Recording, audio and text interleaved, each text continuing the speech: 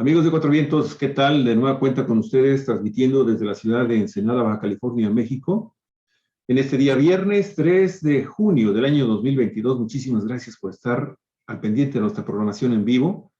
Cuando son las 9 de la mañana con 50 minutos, la más cordial de las bienvenidas a nuestro programa, que también nos da la oportunidad de tener la cercanía de nuestro querido amigo Santos Urbina en Guadalajara y Marta Elia García en Mexicali. Vientos del Pueblo, un programa que pues precisamente tiene como propósito dar análisis, información sobre los diferentes aspectos de la política, de la geografía, de la sociología de nuestro país.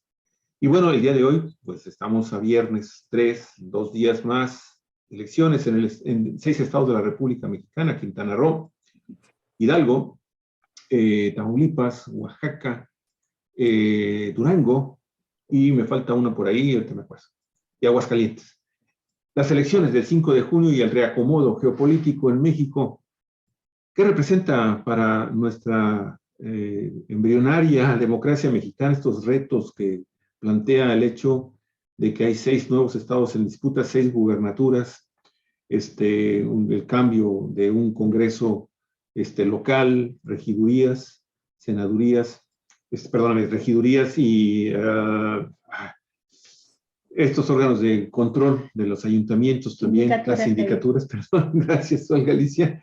Y bueno, también lo que representa una enorme responsabilidad moral, social, ética para el partido Morena, porque pues sin duda alguna Morena va a tener una ampliación de su territorio gobernado y obviamente la cantidad de población mexicana que estará siendo gobernada por este partido, sus diputados, sus presidentes municipales, y bueno, esta geopolítica que se reacomoda con miras también a la elección del 2023, 2 bastiones más todavía del Partido Revolucionario Institucional, Coahuila y Coahuila gobernado por el partido y también obviamente el Estado de México. Los dos, lo que podría ser, lo que se estaba vaticinando ya como los 2 últimos bastiones del PRI a nivel nacional, imagínese usted. Galicia Aragón, si fueras tan amable de tomar la batuta mientras yo empiezo a compartir aquí. Amigos, amigas de Cuatro Vientos que siguen este programa, muy buenos días.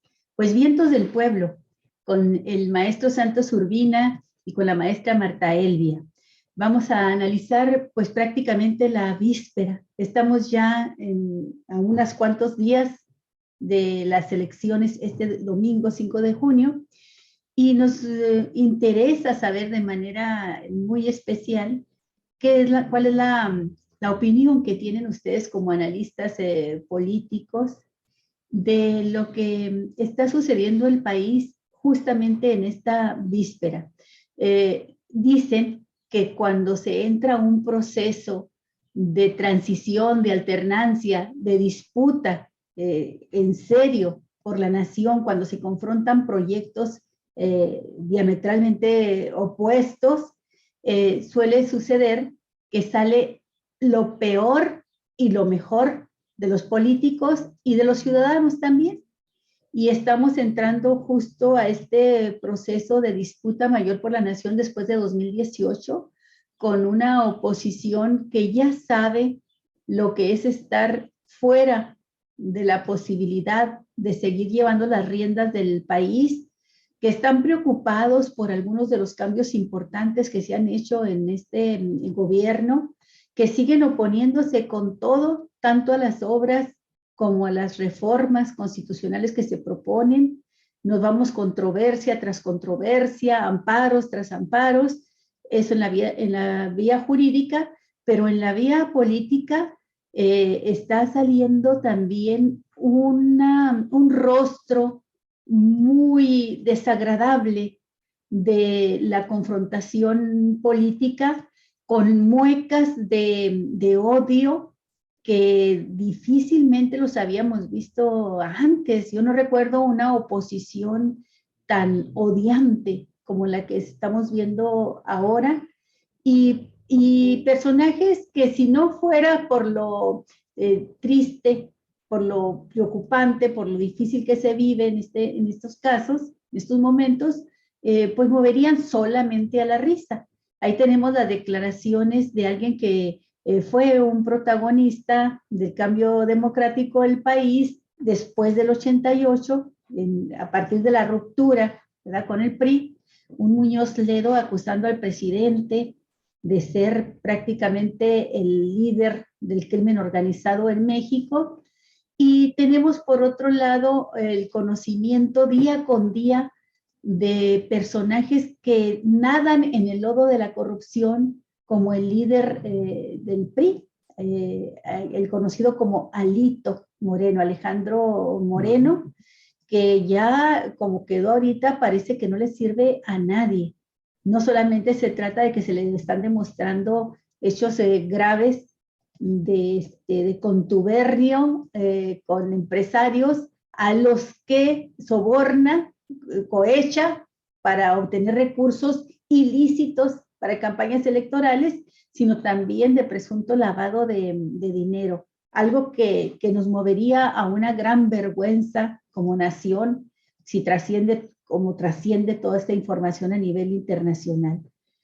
Eso es para mencionar algunos aspectos. El otro es lo preocupante de las elecciones en lugares como Tamaulipas, donde sabemos ya que tiene todas las características de laboratorio prácticamente de la construcción de un narcoestado, con un gobernador como Francisco Cabeza de Vaca que llega al poder a través del PAN, o sea, por todos lados sale la PUS, ¿verdad? Y bueno, en este contexto vamos a las elecciones en las que se ponen en disputa estas 6 gubernaturas, que es la pieza mayor. Hay otras elecciones también, como lo mencionó Javier, de otras autoridades. Los pronósticos hablan, las encuestas, de un avance firme de las candidaturas de Morena.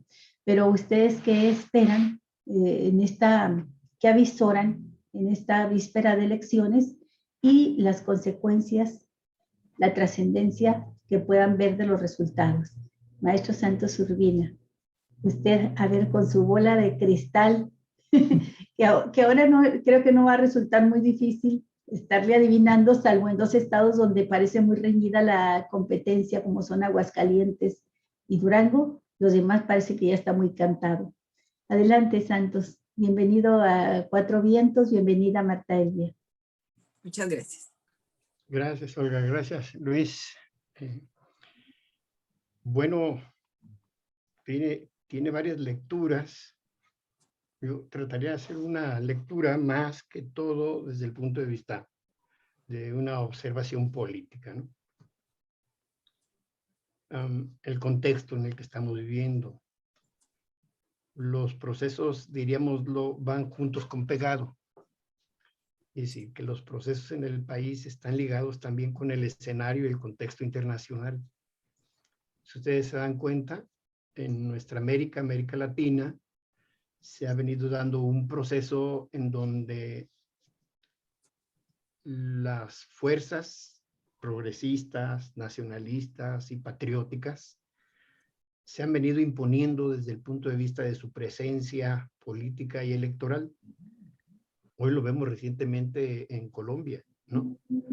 Estos resultados pues indican que Colombia también va igual como se ha venido apuntando en esta ola de gobiernos progresistas y de modelos de desarrollo en el cual tienden a impulsar el desarrollo de sus fuerzas productivas con una relativa autonomía, el desarrollo de sus mercados internos para resolver los graves problemas que tienen desde el punto de vista de la distribución de la riqueza, y que por lo tanto, frente a la crisis del modelo neoliberal, pues es la alternativa real que los pueblos están teniendo en este momento. Y bueno, ahí viene Brasil. Y el escenario internacional es una tendencia al afianzamiento de todas estas fuerzas, diríamoslo, progresistas, o que le llaman el progresismo. Ese es el escenario. Y bueno, es el escenario en conjunto, pero también de la relación de sus partes. La llegada de López Obrador a la presidencia de la República en el 18 detonó también simpatías hacia América Latina, que vieron con muy buenos ojos la posibilidad que los otros pueblos de nuestra América también pudieran avanzar con candidaturas democráticas y progresistas y nacionalistas y patrióticas. Es decir, que hay una interrelación entre el contexto hacia las partes y las partes que influyen en el contexto, ¿no? Hay que verlo de esa manera, y la tendencia que se da en América Latina es un proceso, diríamoslo, de revoluciones, o un proceso de revolución de liberación nacional. ¿Cómo entenderíamos este proceso de liberación nacional? Pues el que los países vayan avanzando en procesos que desde el punto de vista de sus estructuras económicas apunten a afianzar sus independencias económicas, que fortalecerá su independencia de carácter político. Entonces, ¿como respuesta a qué? Pues como respuesta al modelo neoliberal que durante casi 40 años se nos impuso, ¿no? Y a la crisis que generó y al proceso terrible que los pueblos vivieron durante todos estos años por parte de la entrega de gobiernos nacionales a los intereses del capital financiero monopolista internacional, que fue el que financió y promovió el modelo neoliberal. Ellos son los que están atrás verdaderamente de este esfuerzo. Entonces México entra en ese escenario de interrelación, de fortalecimiento de las fuerzas democráticas y progresistas.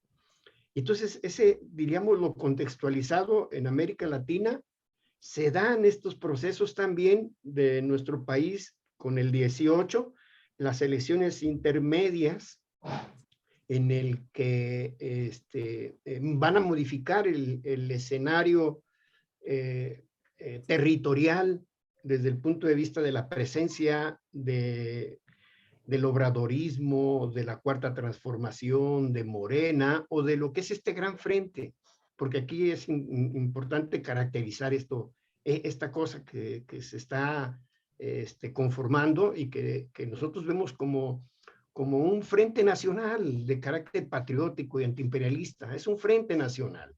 Y Morena es diríamoslo,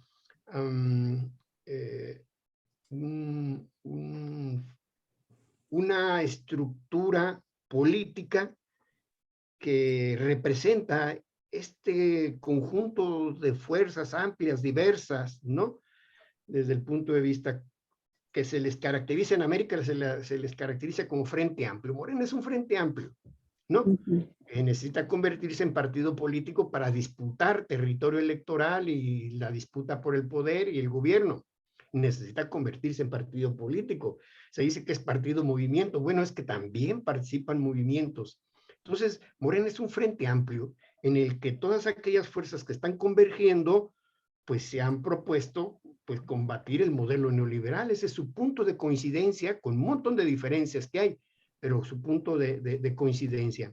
Y este frente es el que se está venido fortaleciendo, de tal manera que creo, alrededor de 5 estados en el 18, se ganan 11 en las elecciones intermedias, y entonces vemos un escenario de 17 estados de color guinda, y ahora con las nuevas elecciones veremos, bueno, pues al menos otros 4 estados más otros que están ahorita que veremos en lo particular, no ya las cuestiones concretas. Es decir, que están afianzando desde el punto de vista de la dominación política territorial, creando las condiciones para la continuidad del 24 del modelo que se inició en las elecciones del 18 y que anteceden grandes luchas que vienen desde el 16, del 6, del 12, de este gran conglomerado de fuerzas democráticas, patrióticas, ¿no? Del progresismo que les dicen, ¿no? En América Latina. Entonces es lo que estamos viendo. Se está consolidando ese proyecto y con miras al 24 este proyecto da un paso importante en estas elecciones que el próximo 5 de junio se van a realizar, ¿no? En algunos estados muy disputadas, ahorita entraríamos a las particularidades, ¿no? Entonces, diríamoslo, ha sido exitoso, yo diría que ha sido muy exitosa la estrategia que este Frente Amplio, que Morena y que este proyecto han trazado, con sus contradicciones, claro, con sus peculiaridades y circunstancias que todo mundo conocemos, pero que van avanzando.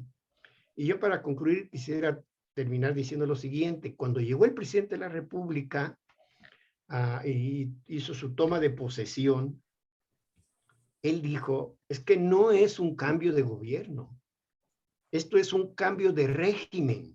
Y entonces no estaban entendiendo, los que escuchan eso no entendían, ¿no?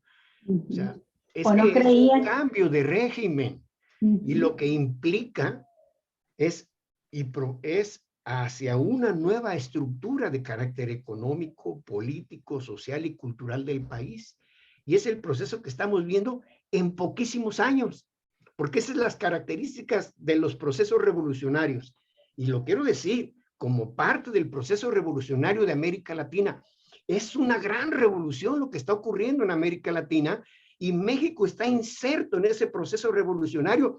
Y así son los procesos revolucionarios, son radicales, diríamoslo, y se hacen en corto tiempo. Por eso en corto tiempo ha cambiado el escenario, que se va a madurar y se va a consolidar ahora el 5 de junio, con miras hacia el 24 y hacia un proyecto de nación. Gracias. Muchísimas gracias, Santos. Marta, ¿cómo ves tú este proceso? Ya nos dio el marco internacional de nuestra patria grande, que es Latinoamérica, el maestro Santos Urbina, pero ya entrando al país, ¿cómo ves tú la correlación de fuerzas y sin dejar de observar lo que sucede en estados donde hay competencia fuerte, que no se esperaba que la hubiera, como Aguascalientes, por ejemplo, que de los estados que están ahorita en disputa, pues realmente es la joya preciada del PAN? Fue donde el dirigente del PAN fue a decirles que Marco Cortés, que por favor no se dividan, que vayan unidos, porque quizás solamente ese estado pudiesen ganar de los 6 que están en disputa.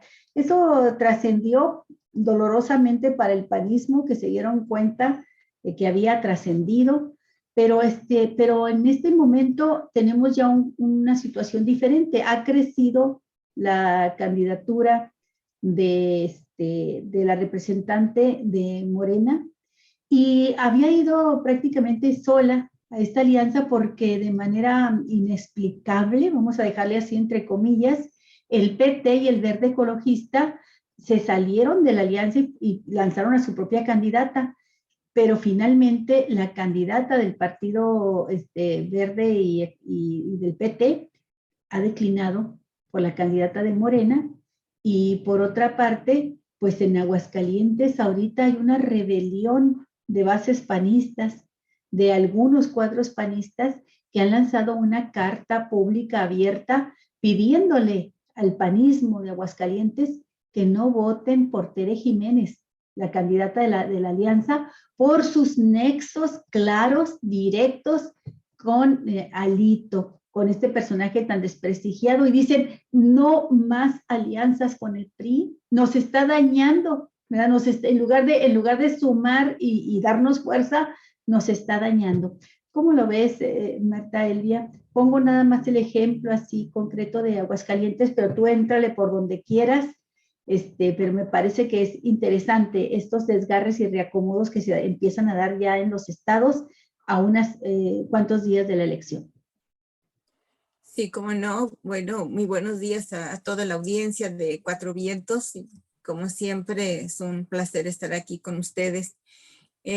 Considero que esta elección de pasado mañana, domingo 5 de junio, de 6 estados, hay que repetirlos: Aguascalientes, Durango, Tamaulipas, Hidalgo, Oaxaca y Quintana Roo, pues de entrada convocan a una población de alrededor de 11 millones de ciudadanos a las urnas. Es un fenómeno muy interesante en términos cuantitativos y cualitativos. Otra curiosidad, dijéramos, o cualidad de estos comicios es que, bueno, aparte de que en Durango también no solo se van a elegir gobernadores como en el resto de los 6 estados, sino que va a haber también elecciones para 39 ayuntamientos, y en Quintana Roo también se va a renovar el Congreso del Estado con 25 diputados locales, ¿verdad?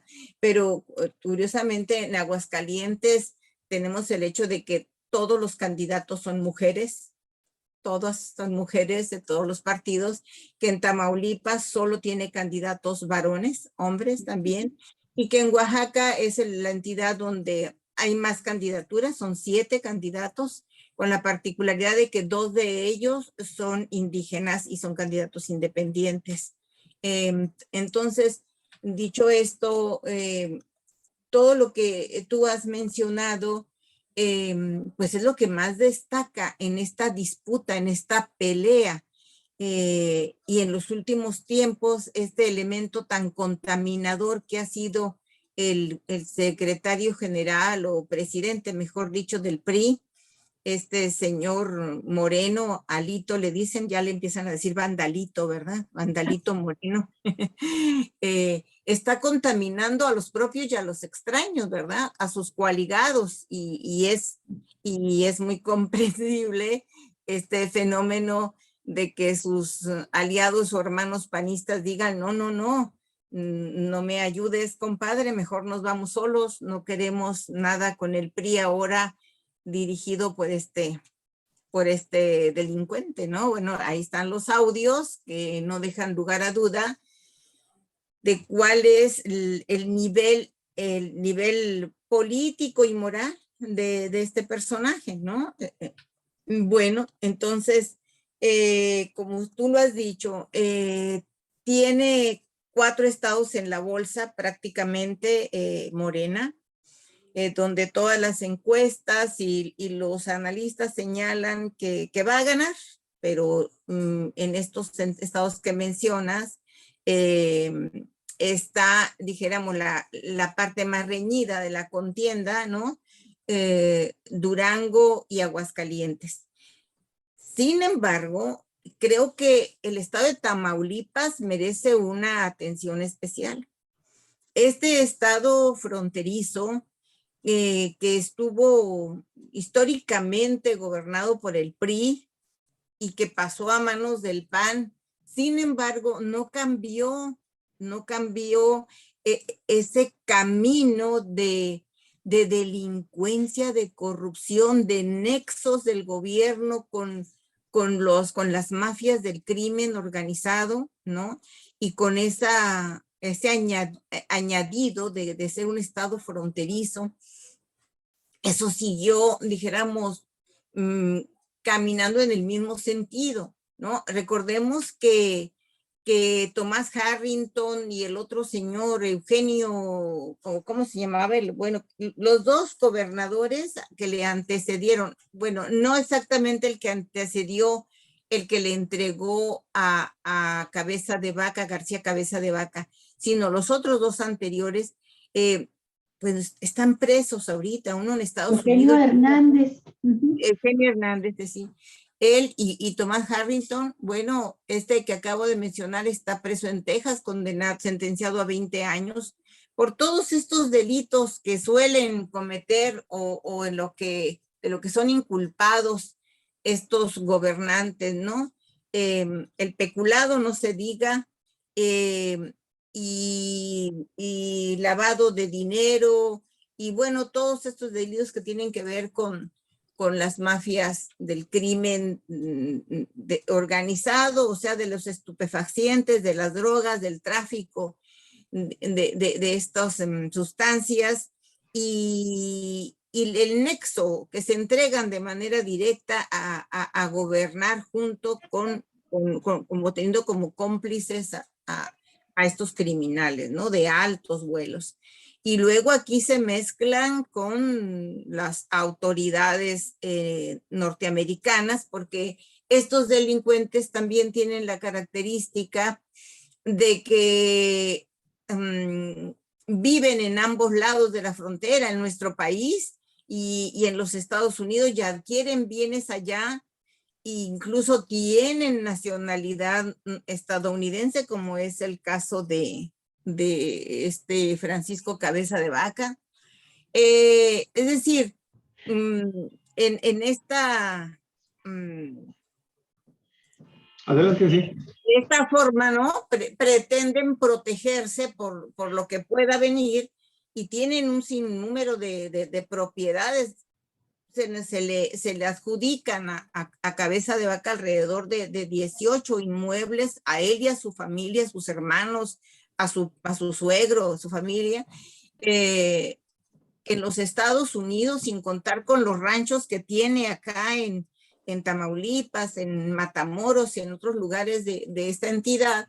Es un hombre, una persona sin escrúpulos que está, se ha enriquecido de manera descarada, y bueno, está enfrentando un proceso, porque como todos sabemos, fue sometido a un proceso legislativo de desafuero, y por todas esas maniobras leguleyas, pues nunca pisó la cárcel y siguió al frente del Ejecutivo de Tamaulipas, pero como todos sabemos, ahora está exactamente junto con el PRI en una lucha muy frontal, muy sucia, muy amañada, inclusive deseando desatar violencia en Tamaulipas, porque eso le favorecería para dijéramos, protegerse de esa persecución penitenciaria o criminal que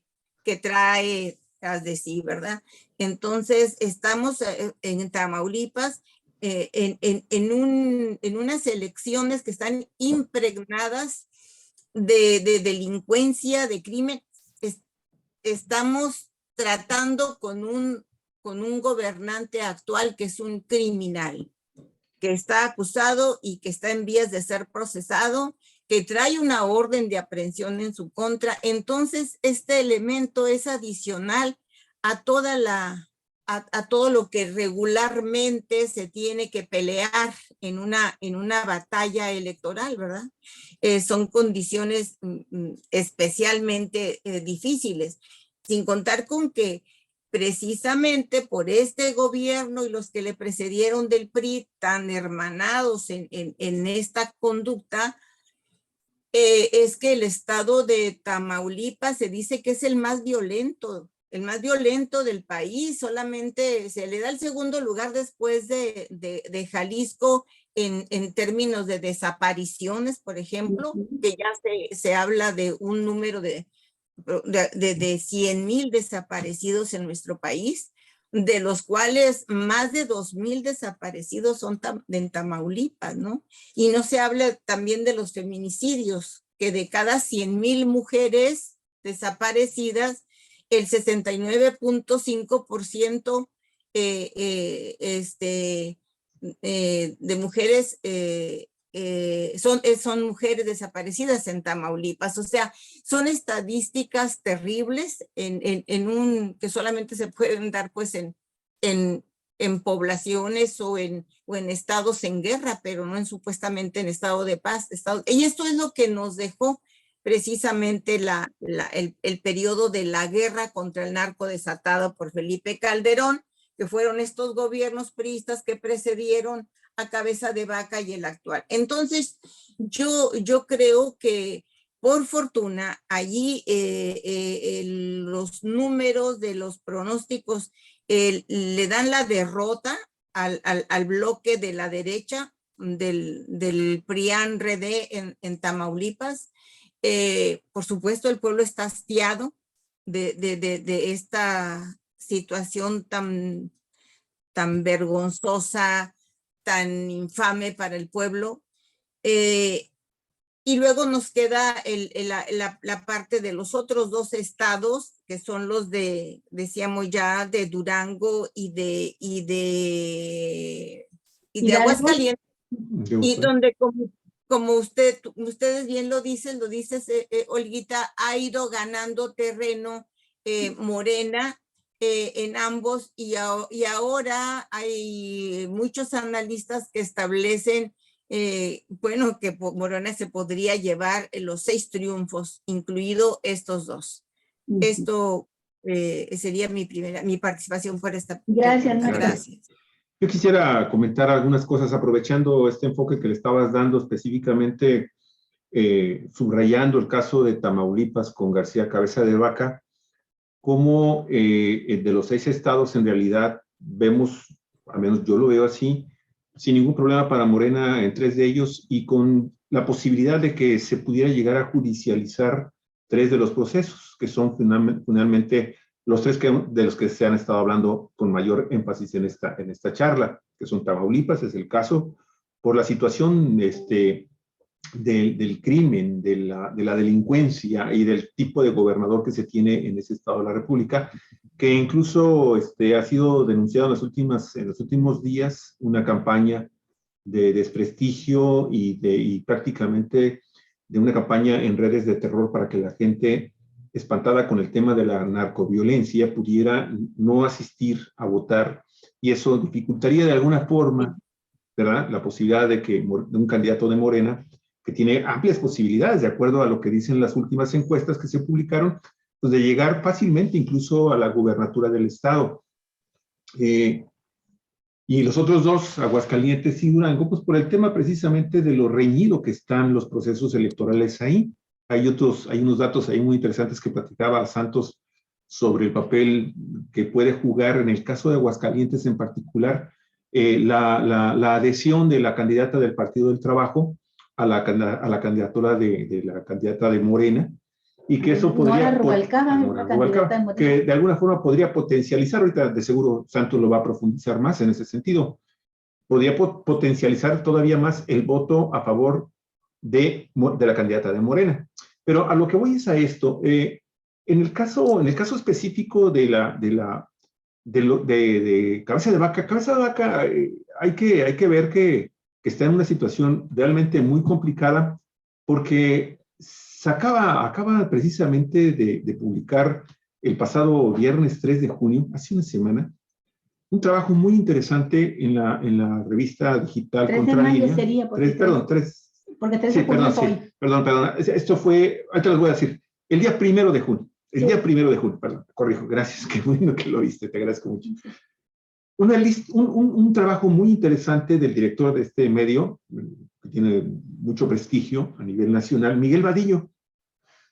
Miguel Vadillo da a conocer, tuvo acceso ya a los expedientes que están armados, listos, para que en cuanto termine el proceso electoral, se liberen ya las órdenes de aprehensión en contra del gobernador García Cabeza de Vaca. Las órdenes de aprehensión. Hay que recordar que García Cabeza de Vaca está en este momento, se amparó contra el desafuero y ganó ese amparo.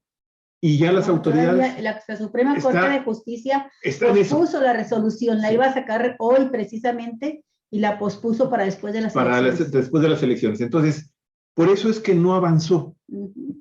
Que interpuso el amparo, a eso detuvo, ahí está detenido. Por eso no ha procedido la orden de aprehensión que se supone, la orden de desafuero que se supone se iba a aplicar en contra de este gobernador.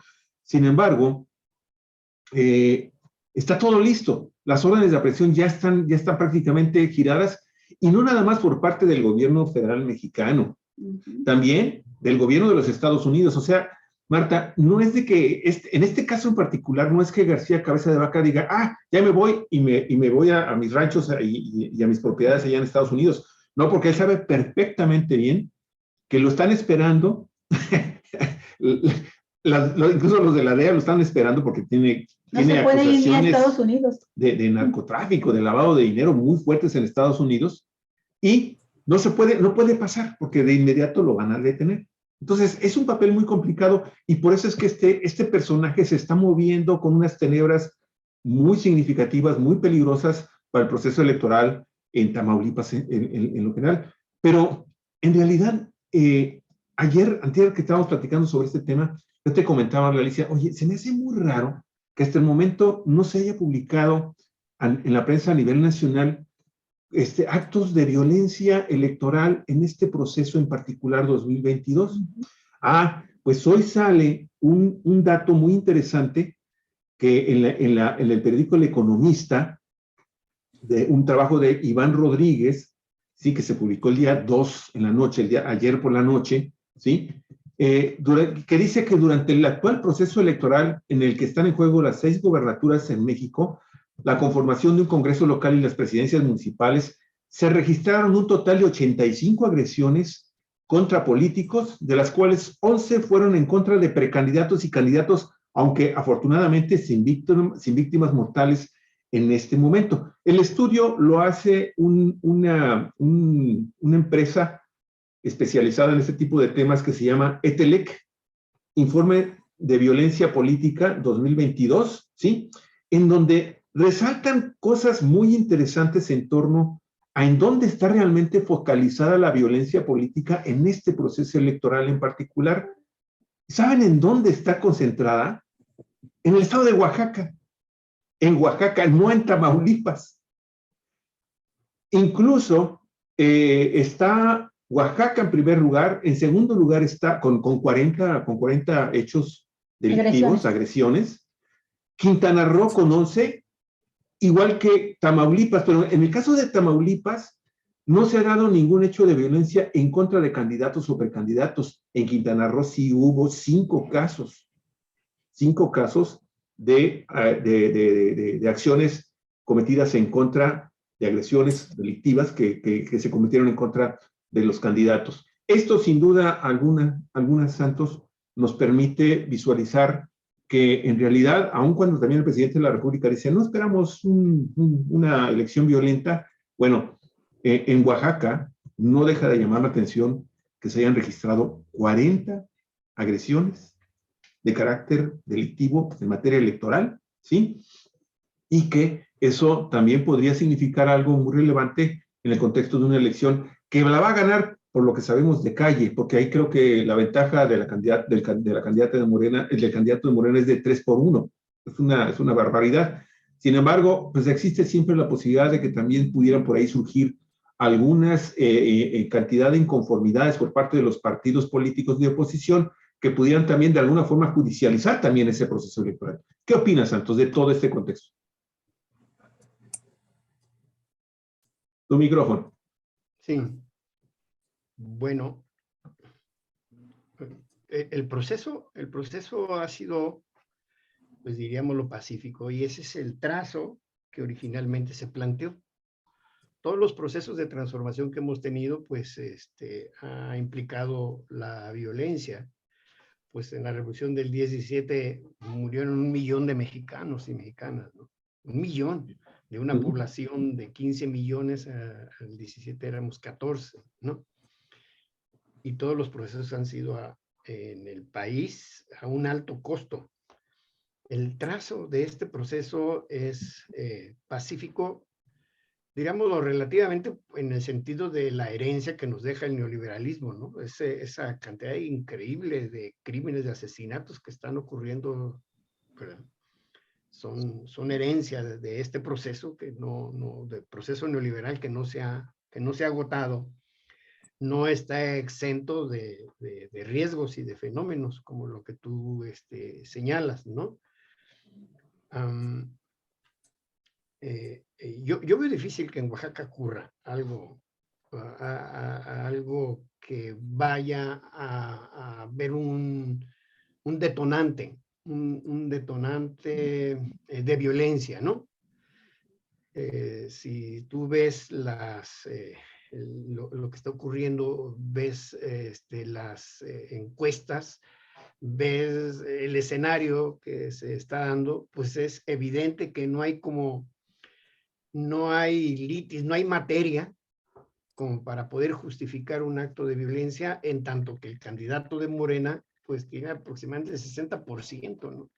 va de calles, va de aplanadora, ¿no? Por más que intenten, desde el punto de vista, tratar de modificar los resultados, no lo van a lograr. Como tú dices, bueno, pueden utilizar elementos de violencia, ha estado presente en todo, estas amenazas han estado presentes, ¿no? Forma parte de esa estrategia que se ha aplicado en otros lados. Afortunadamente, en el país, diríamos, hablando de violencia política electoral, ¿no? No se ha dado. Yo lo veo que hay riesgos, pero no veo que ocurran en estas elecciones, ¿no? Que es el tema que estamos nosotros tratando. Tiene sus peculiaridades. Por ejemplo, de las 6 candidaturas, 4 candidaturas que postula Morena, sus abanderados vienen de otros partidos, ¿no? O sea, son candidatos, diríamoslo, de alianza o de última coalición, hora. ¿verdad? Como es el proceso, ¿no? Porque esa es una de las características de todo el proceso, de la integración del gobierno, del bloque, es decir, del bloque gobernante. Esa es la característica, ¿no? No nos engañemos, ¿no? Pero en el caso de Oaxaca y de Aguascalientes, las 2 candidaturas sí son, diríamoslo, de morenistas, ¿no? Creo que hasta fundadores morenistas ellos, Sí. Aunque pues vienen de militancias como todos, ¿verdad? Tenemos militancias, otros tenemos militancias anteriores, pero salvo Oaxaca y Aguascalientes, las otras son también candidaturas de alianza, ¿no? Que es positivo, yo no lo veo negativo, ¿no? Forma parte de esta estrategia, ¿no? Y a pesar de que es un candidato que proviene de Morena, el respaldo es abrumador, ¿no? El respaldo es abrumador. Entonces yo veo muy, muy difícil, ¿no? Sinceramente, que puedan a ocurrir estos eventos, ¿no? Sí, y yo también lo veo así, Santos. Me parece que en el caso de Salomón Jara, el simple hecho de que él ha estado arrasando, sumando, incluso la confrontación inicial que se dio en el proceso interno de elección, donde Susana Harp, ella no ganó la interna, pero quedó como de las mujeres que contendían por una candidatura a gobernadora por la coalición de Morena, pues quedó con la mayor votación, las mayores puntos a su favor, pero Salomón Jara era el favorito indiscutible desde el inicio. Y al final terminó todo Morena unido, no hubo división, no hubo separación ahí, y se han ido sumando fuerzas políticas, organizaciones, liderazgos a esta candidatura de Salomón Jara, que hace posible este marrazo que van a dar el próximo domingo. Y me parece muy importante porque Oaxaca tuvo una alternancia, pero fallida, con un candidato que pues no resultó de lo mejor, no recuerdo ahorita el nombre, que fue candidato por el PAN y por el PRD, fue postulado por el PRD y salió al PAN, pero Salomón Jara sí viene de una militancia directa morenista, y creo que tiene a su favor el hecho de que cuando López Obrador se fue hace unos años a recorrer todos los municipios de Oaxaca, precisamente previo a las elecciones estatales, no de estas anteriores, Salomón Jara lo estuvo acompañando siempre. Y él no le conozco yo una militancia anterior en otros partidos políticos. Entonces es el más morenista de los candidatos. Y Oaxaca es el estado con mayor presencia también peso electoral. Va a ser muy importante el triunfo de Morena en Oaxaca, ya en la correlación de fuerzas nacional hacia el 2024. Creo que esto es fundamental. Y la otra cuestión, pues, es que Oaxaca es un estado con mucho movimiento social, con mucho conflicto social y con muchos liderazgos sociales. Y bueno, una diversidad étnica, la más grande del país. Entonces, esto le va a dar una fuerza interesante política ahí a Morena. La característica también, Santos, Marta, es que en los estados donde Morena se prevé que va a ganar, por todas las encuestas, hasta de los adversarios que hacen encuestas, reconocen un triunfo aplastante, por lo menos 20 puntos arriba de su contrincante de la coalición de derecha, y que son los únicos que están realmente metidos en la contienda, los dos bloques, ¿verdad? Y donde es reñida la votación, pues es así, reñida, donde tiene posibilidades, alguna posibilidad el bloque de derecha, está muy, muy en la cuerda floja, muy empatada la elección. Y yo en todo caso vería que donde podrían darse algunas expresiones que no creo que lleguen a ser mayores de violencia sería en Aguascalientes, porque es donde les va a doler muchísimo, muchísimo perder ese estado, y es muy probable que lo pierdan ya con la decisión de Marta Márquez de aliarse, declinar su candidatura a favor de Nora Rubalcaba. Entonces creo que es ahí en Aguascalientes donde el panismo también ya se confrontó. Y aquí va mi siguiente pregunta, que se las quiero hacer a ambos, pero me gustaría saber si estoy equivocada, que me lo digan. Creo que está haciendo, desde esta elección, está haciendo agua ya el bloque opositor. Este bloque que logró construir un magnate empresarial, hijo de un junior, de un magnate empresarial y metido a la política, y que lo aceptaron como su líder, ¿verdad? Los partidos del PAN, del PRI y del PRD, empieza a mostrar fisuras muy grandes. Ya en esta elección, ya para la próxima de 2023, no creo que resista esa alianza. Por eso ponía énfasis en el caso de Aguascalientes, donde ya tuvo una expresión abierta, clara, pública, con una carta del panismo diciendo, de un sector del panismo diciendo, no podemos aceptar estas alianzas que nos están haciendo tanto daño. Solo nos habría ido mejor, ¿verdad? Y el peso de Alito los está hundiendo, se está convirtiendo en una piedra en el cuello, atada al cuello de la alianza opositora. Y el hecho de que Claudio X González haya salido tan enérgico, fuerte y amenazante a exigirle a Movimiento Ciudadano que se uniera, diciéndolo él mismo, los números no nos dan, y prácticamente diciéndoles al PRI, al PAN y al PRD, ustedes son fichas quemadas, ya están muy vistos, ustedes no pueden ser el rostro fresco y juvenil de Movimiento Ciudadano, es el que nos puede salvar. Y el Movimiento Ciudadano sale en voz de no de su dirigente formal, pero no de su líder, de hecho, que es Dante Delgado, sale el presidente del Movimiento Ciudadano a decirles, no nos amenace, señor. Las alianzas, la política, no se hace con la suma de siglas, de membretes.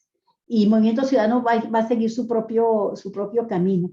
Entonces, aquí me gustaría conocer sus opiniones, Marta y Santos, de si estoy equivocada, pero me parece que este bloque que se formó para quitarle el Congreso a López Obrador, así lo dijeron, y no pudo, quitarle el Congreso a Morena y no pudieron, y que se formó para ganar las gubernaturas y no pudieron, este bloque ha sido derrotado y entra derrotado a estas elecciones de 2022. perdieron prácticamente todas las gubernaturas. El PRI va a salir como un gallo flaco, con solo 2 plumitas que le van a quedar para el 2023, y se las van a quitar con relativa facilidad. Coahuila y el Estado de México.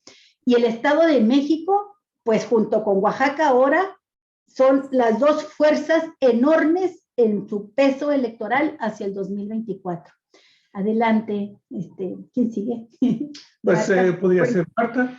Yo coincido contigo, Olga Alicia, y siguiendo con Oaxaca, yo agregaría que eso que tú señalas de que se está desdibujando, de que se está reblandeciendo y dividiendo el bloque de la derecha, pues aquí lo tenemos ahora, porque ya el PAN se va solo en Oaxaca y porque el PRI se fue con el PRD, ¿no? Ahí se quedó el PRI solo con su candidato, ese señor de Alejandro Avilés, creo que se llama.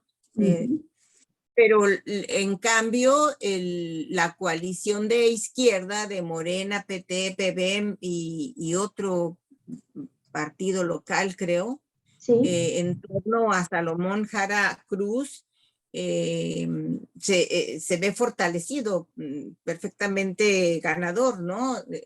Salomón Cruz es un ingeniero químico de origen humilde que ya había sido también candidato a la gubernatura de Oaxaca en el 2016 y efectivamente ha estado muy cerca del presidente López Obrador. Bueno, se puede esperar un buen gobierno de él, aunque nadie pone la mano en el fuego por nadie en nuestro caso, pero queremos pensar que tiene elementos que debería de cumplir un buen gobierno, ¿no? Y bueno, en el caso de este señor X González, pues es muy lamentable tanto para él mismo, porque ahora le dieron un revés, sus discípulos, entre comillas, como para los propios partidos en primer lugar, ¿no? De que todas unas organizaciones, como es un partido político,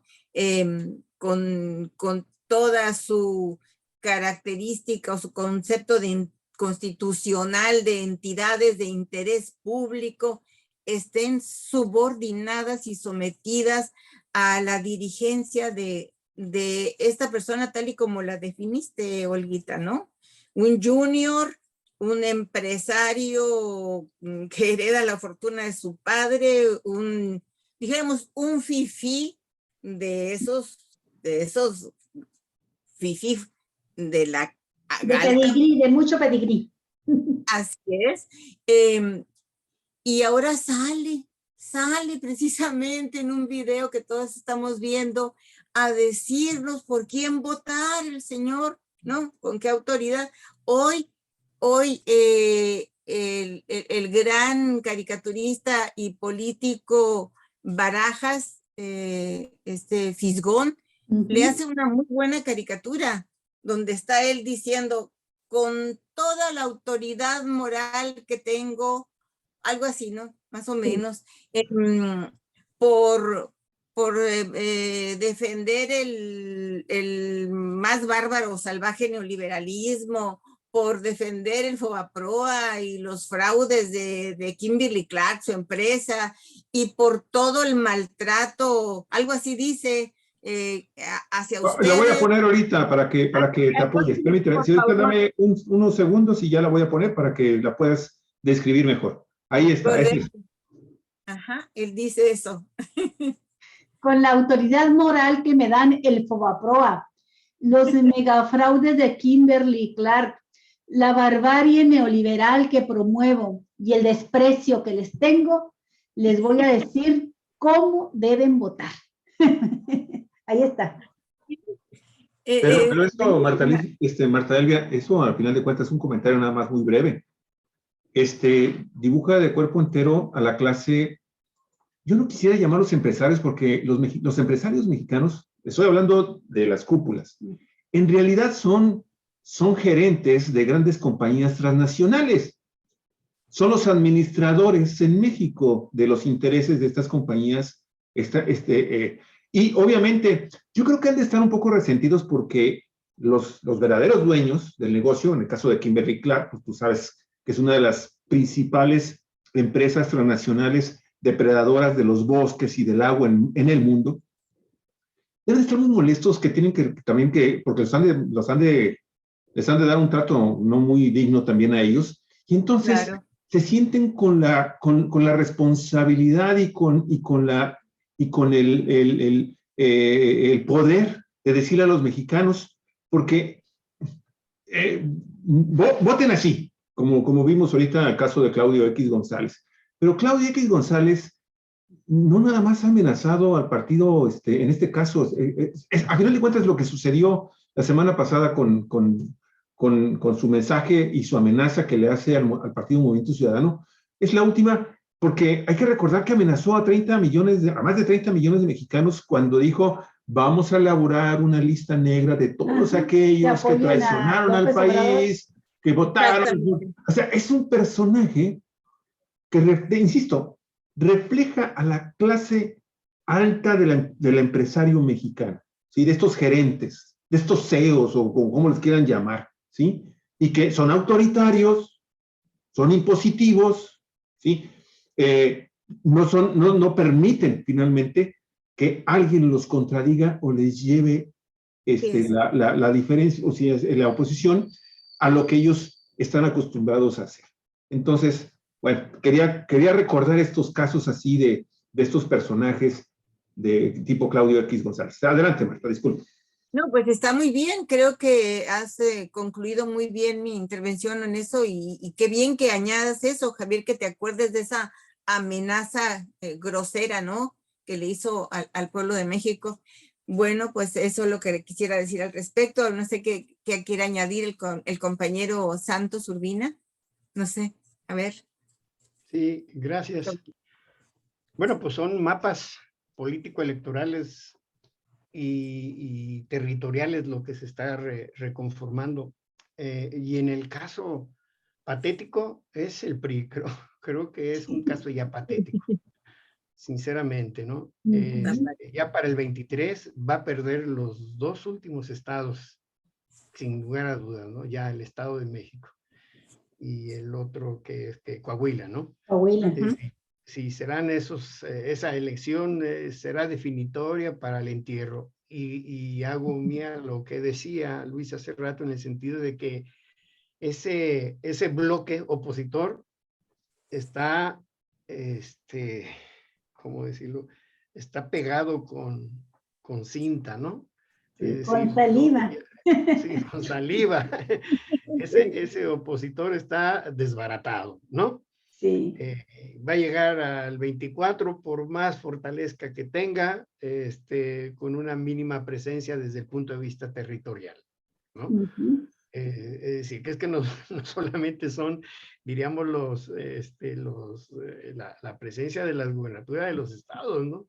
Pues en Durango estamos hablando, bueno, de una gubernatura, pero estamos hablando ahora de 32 ayuntamientos, en Aguascalientes, todo, aunque es un estado geográficamente pequeño, ahí sí quisiera poner énfasis en que me parece que desde el punto de vista estratégico y táctico, yo creo que a Aguascalientes le interesa mucho a Morena, ¿no? Como parte de ese corredor conservador que tiene una vieja herencia, ¿no? Desde aquella burguesía pulquera del siglo XIX y que han estado presentes todavía en esta región que da en los Altos de Jalisco, en donde todavía existen estos latifundios, existen grandes extensiones no afectadas por la reforma y que se juntan con Guanajuato y llegan a Aguascalientes, ¿no?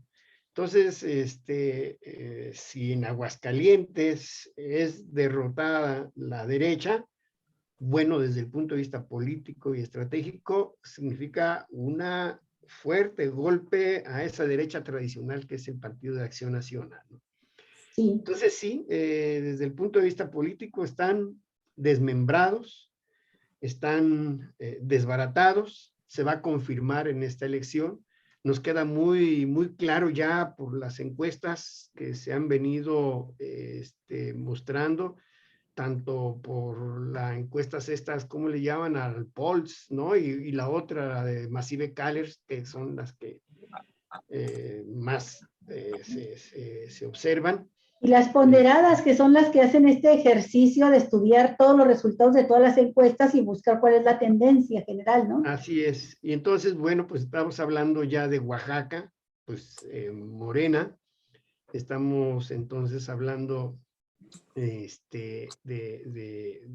resto de estados, de los otros 3 estados, el estado de Hidalgo también. Oye, Morena. Santos, entramos ahí a la geopolítica, que era precisamente uno de los objetivos que a mí en lo personal me interesaba mucho conocer tu opinión, porque si vemos en este momento el mapa político y de gobierno en la República Mexicana, por un lado vemos al Pacífico, toda la cuenca del Pacífico prácticamente ya en poder de Morena.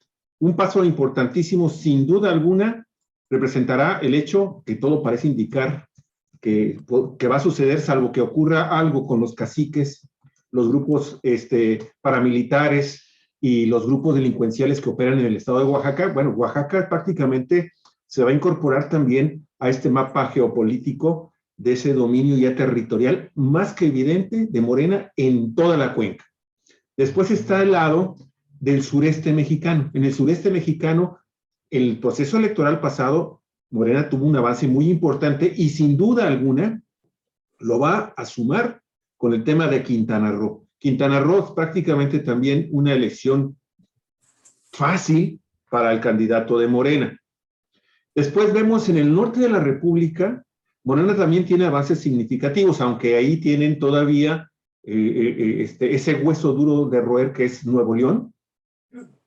¿Sí? Coahuila, que ya no lo es tanto por lo que está sucediendo al interior del Partido Revolución Institucional del PRI, ¿sí? Chihuahua, que es un bastión en este momento del Partido Acción Nacional, ¿sí?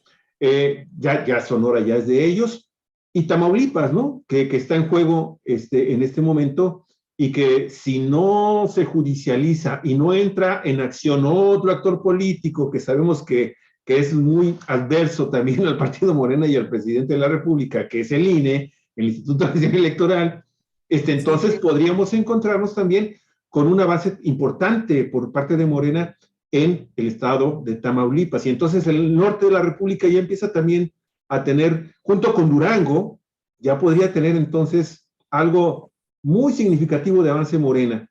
Y estamos viendo esa zona del Bajío, que es como tú bien lo dices, el bastión no de la derecha nada más, sino de la ultraderecha en México, mi estimado Santos. Tú sabes perfectamente bien que hay los grupos más radicales de la derecha mexicana, ahí tienen sus asientos, ahí son fuertes. Y Jalisco, que forma parte también de esta zona geopolítica, pues vemos que también ahí tenemos a uno de los estados también muy importantes en materia de votos para la elección del 24. No está en contienda en este momento, pero ¿qué digo? Digo no, precisamente... Ya entraron a la contienda. Efectivamente, porque ya están entrando con el tema de estas amenazas, de este llamado de Claudio X González a la unidad, regañando y imponiendo condiciones y amenazando al que está invitando a que se unan. O sea, es increíble la torpeza con la que está actuando también el líder moral de esta coalición, de este Va por México. Termino entonces con esto, Santos. Fíjate cómo entonces y la zona del centro, pues evidentemente ya con la zona del centro también muy fuerte, muy poderoso, Morena con ese Distrito Federal, perdón, Ciudad de México, que ya es está muy aceitado. Las raíces ahí de Morena y de la izquierda son muy profundas. Entonces, Santos, ¿cómo ves esto también, este reacomodo geopolítico que estamos viendo en México? Tu micrófono, por favor. Quisiera, si me pueden permitir compartir pantalla. Sí, permíteme un segundito, sí, con mucho gusto. A ver. Adelante, mi estimado Santos. Ahí está. Mira, lo que tú comentabas. Bueno, yo hice aquí un pequeño mapa. ¿Cómo quedaría perfecto. ¿no? A ver. El mapa, las fuerzas políticas. Lo que acabas ahorita de comentar, ¿no? Ve cómo el dominio territorial implica el acceso a todos los puertos marítimos, etcétera, ¿no? Del Pacífico y del Golfo. Ahorita voy a comentar por qué también. Y luego, el escenario ya para el 22 pudiera ser este. Dejo en blanco Durango. Durango y Aguascalientes. En Durango, ahí sí están tablas, ¿no?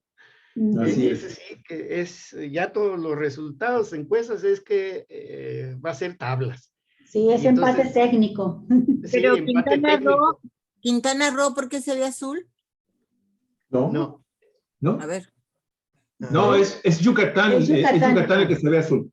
Es Yucatán. Ah, sí, cierto. Sí. Es cierto, Yucatán ahí.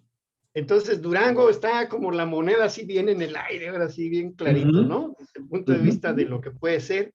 Y se habla para quitar el empate técnico, al menos se habla de 3 arriba o 3 abajo, ¿no? Es decir, si hay 3 arriba de Morena, adelante, o si hay 3 arriba de la otra candidata, ¿no? Candidato. Entonces, así está Durango.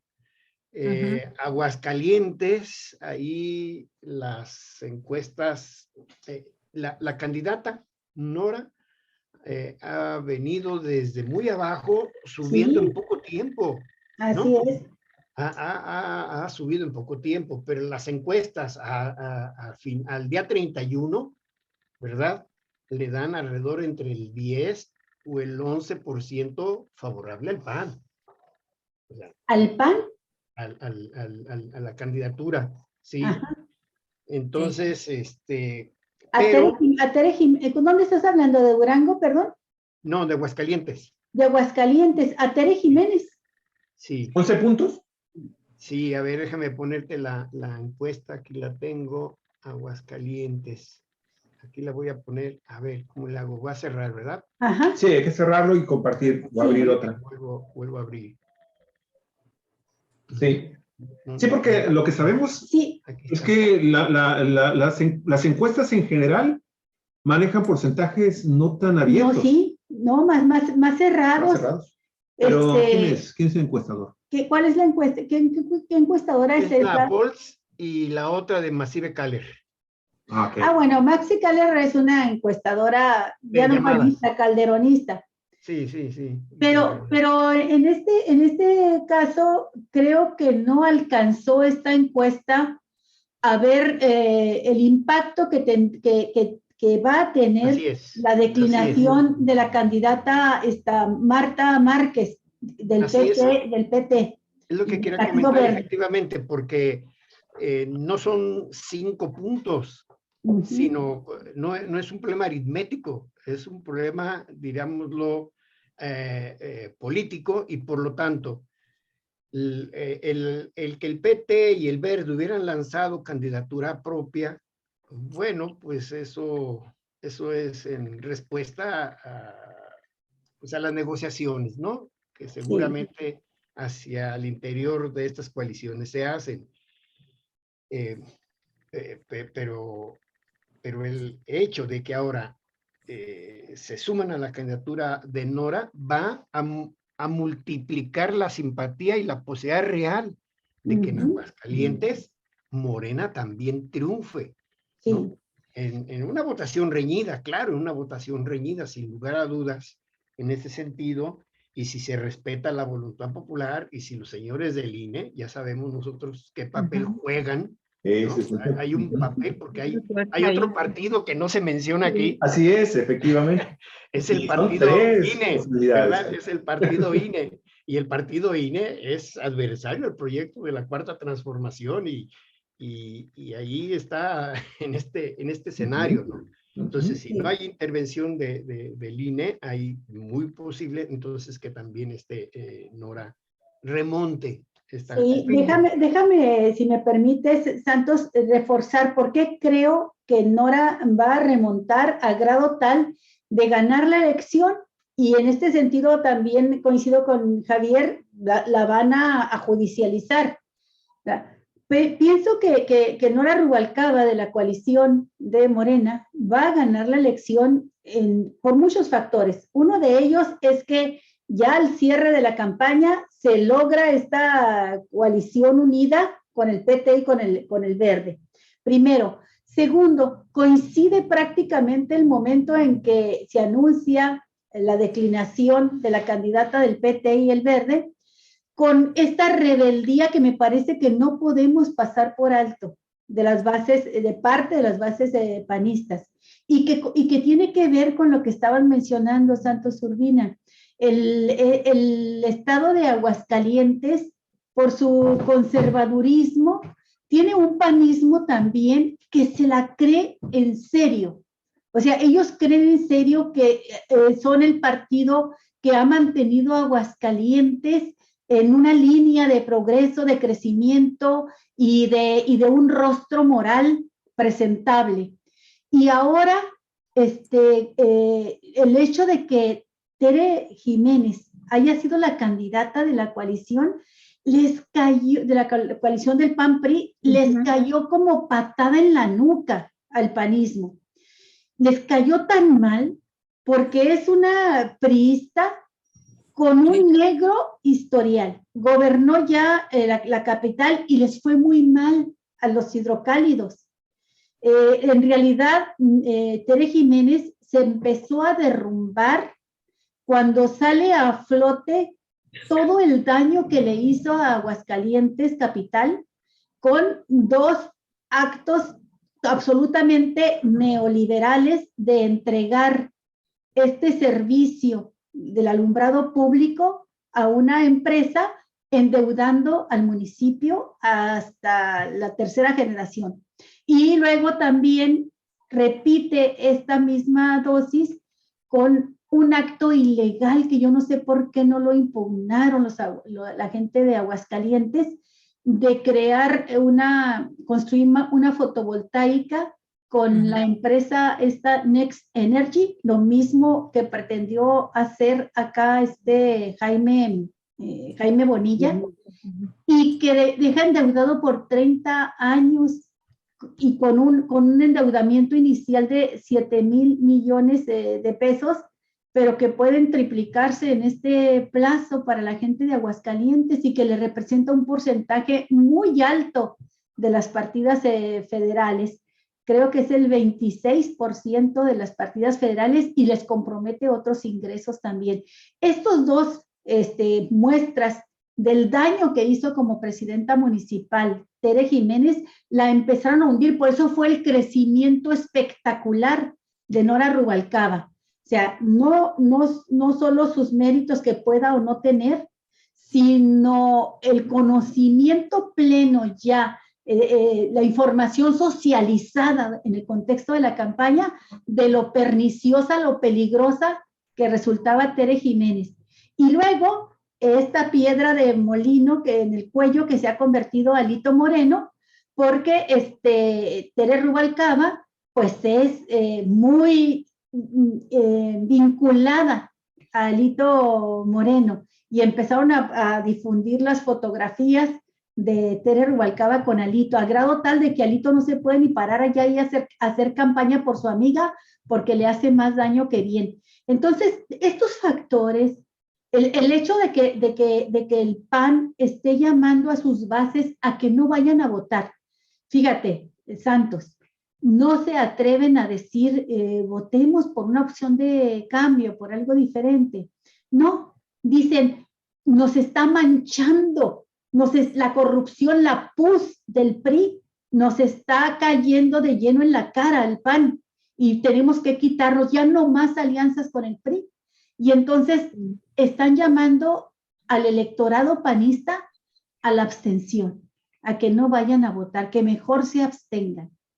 Entonces creo yo que estos factores que no se alcanzan todavía a reflejar en estas encuestas que tú nos das a conocer ahorita, de esos resultados de encuestas, le dan, bueno, para acabar pronto, yo pienso que ya en términos reales tiene más posibilidades la coalición de Morena de ganar Aguascalientes que Durango, donde aparentemente la podría tener más fácil. Creo que es ahorita Aguascalientes donde van a perder, y con eso el panismo moralmente queda muy, muy afectado. Sí. Bueno, Santos, ¿estabas haciendo el análisis geopolítico? Sí, se me perdió la El mapa lámina del escenario 2023. Está muy interesante porque ya lo vemos visualmente y dices, caray, sí. Qué interesante está todo esto. Y la segunda parte de lo que yo te quería preguntar, saber tu opinión, es entonces, tras el resultado de esta elección del día 5 de junio, en realidad, sean 3, sean 4, o sean 6 los estados que Morena se posesione de ellos, oye, significa lo comentamos ya en un programa aquí, pero me gustaría mucho conocer tu punto de vista, porque, caramba, se sumarían, no sé, cuando menos unos 6, 7 millones de mexicanos 11 más. millones, dijo Sí, es la disputa completa. Sí, lo que representan los 6. Pero pensando que gane 4, estamos hablando de 7, 8 millones de mexicanos más administrados, gobernados por Morena. Y Morena, hay que reconocerlo también, tiene sus asegúnes. Y eso, entonces, aquí, estamos hablando también de una responsabilidad en este reacomodo del mapa geopolítico mexicano. También estamos hablando de la necesidad de que Morena le empiece a echar las ganas en materia de reestructurarse, de regenerarse, en materia ética, moral, democrática, política, de honestidad, y muchísimo cuidado también con los candidatos que va a escoger para los próximos procesos electorales, porque ya hay mucho en juego. O sea, evidentemente los mexicanos estamos hasta el gorro de todo lo que representan esta cúpula empresarial y ahora sus empleados en los partidos políticos, que ya se evidenció en el transcurso de estos 13 años y medio del gobierno de Andrés Manuel López Obrador. Entonces, hay que comenzar también a voltear a ver la gente de Morena hacia el interior de la casa y decir, bueno, oye, pues vamos a gobernar, ¿cuántos millones ya? Vamos a gobernar 80, 85 millones de mexicanos. Oye, pues algo tenemos que hacer también nosotros al interior del partido, porque si no, todo lo ganado, mi estimado Santos, puede provocar también una enorme decepción en muchos mexicanos si hay malos gobiernos por parte de Morena. El caso Baja California, Marta Elia, Olga, lo sabemos. Y cuidado, porque aquí ya hay mucho encono también en contra de un sector de la población. Está muy enconado con el gobierno, ya no nada más desde Jaime Bonilla, sino también ya conecta con el gobierno de Marina del Pilar. Adelante, Santos. Sí, te voy a dar la opinión y ahora sí terminar el mapita. Vale. Permíteme, sí. Decíamos entonces, este es ¿El actual? Escenario, el escenario actual, ¿no? Ahí está más Ese claro. Es la proyección del 22, esto blanco es muy posible, ¿verdad? Guinda. Y las elecciones del 23, que es evidente que va a ocurrir eso, va a ser el escenario 2023 previo al 24. ¡Qué barbaridad! Sí. 26 bueno, estados para Morena, ¿no? Así es. ¿Qué significa esto? Es una fase, yo entendería, es una fase que se llama de acumulación de fuerza. Es una fase necesaria en un proceso de estrategia y de táctica, ¿no? Es una batalla política y que se libra con ejércitos desde el punto de vista político y que se aplica una estrategia y una táctica. ¿Qué te dice la estrategia y qué te dice la táctica? Pues la estrategia es que, por un lado, tienes que acumular fuerza para que la correlación de fuerza te favorezca a ti.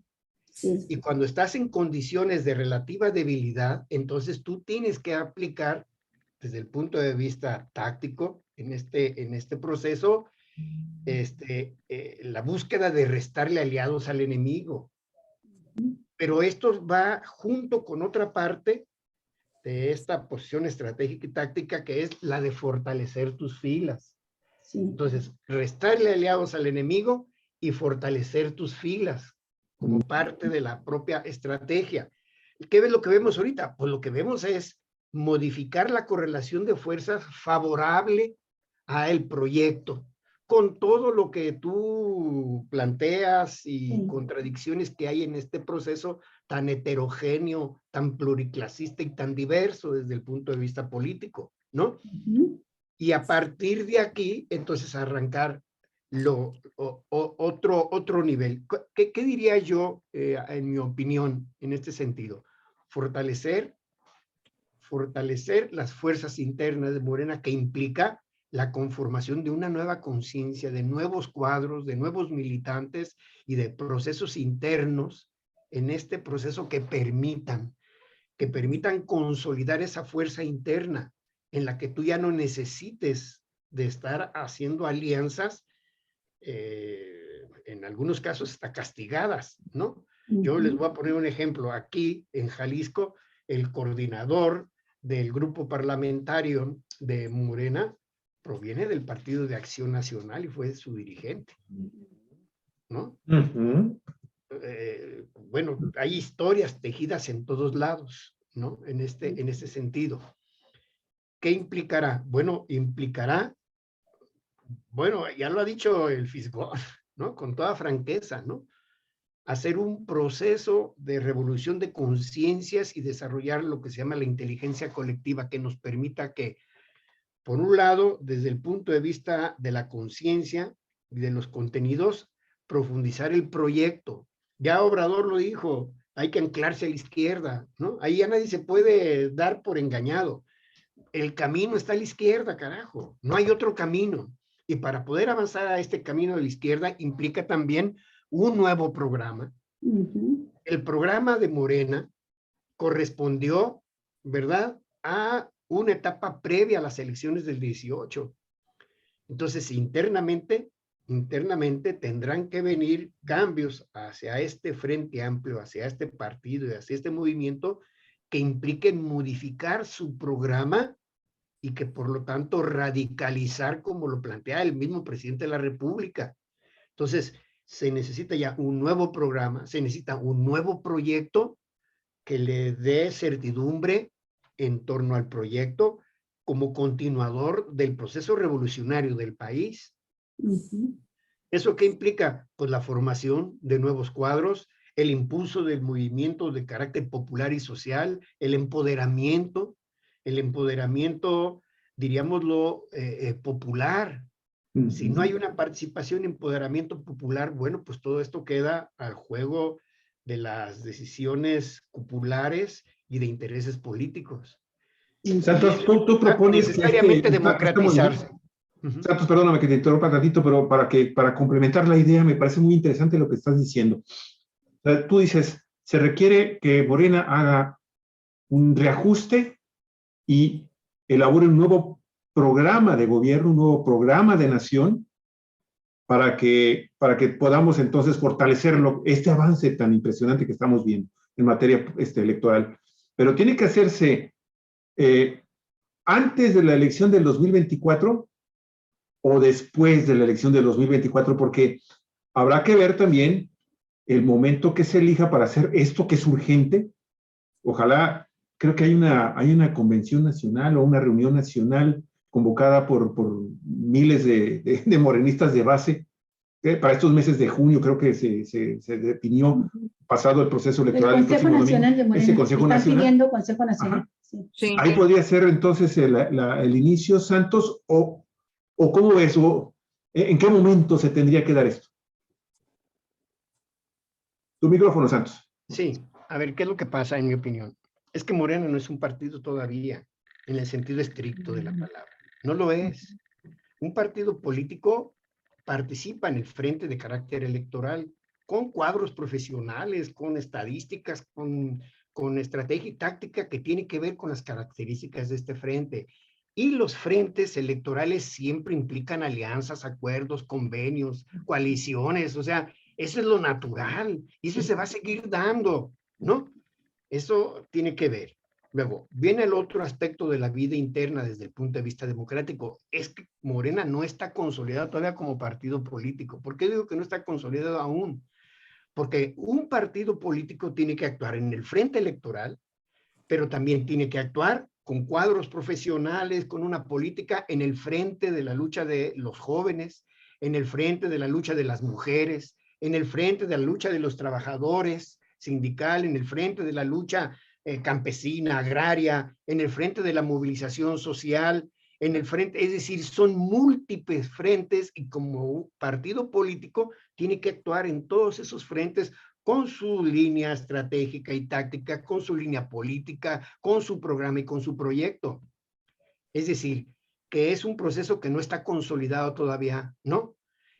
Y que por lo tanto internamente ocurren esas contradicciones y estos desfasamientos, porque Morena todavía no es ese partido desde el punto de vista de su estructura y de los papeles que les toca que desempeñar, consolidado, está en ese proceso. Y yo lo que observo es que me parece una estrategia muy acertada la que se ha aplicado, diríamoslo, Morena, en este proyecto, la estrategia de carácter electoral, con todos sus asegúnes. La estrategia es muy correcta y a mí me parece que la estrategia hacia el 24 es tener el dominio y el control total para imponer el nuevo proyecto y el nuevo programa. Y tú me dices, es que tiene que ser antes o después. Creo que forma parte de este proceso. Y los procesos internos de democratización que hay, las voces internas, pues es que forman parte de las contradicciones internas que se dan en Morena. Eso hay que entenderlo. Yo diría que lo que debe prevalecer, ¿verdad? Es, a pesar de todas estas contradicciones, todas las corrientes internas deben mantener a la cuestión unitaria, ¿no?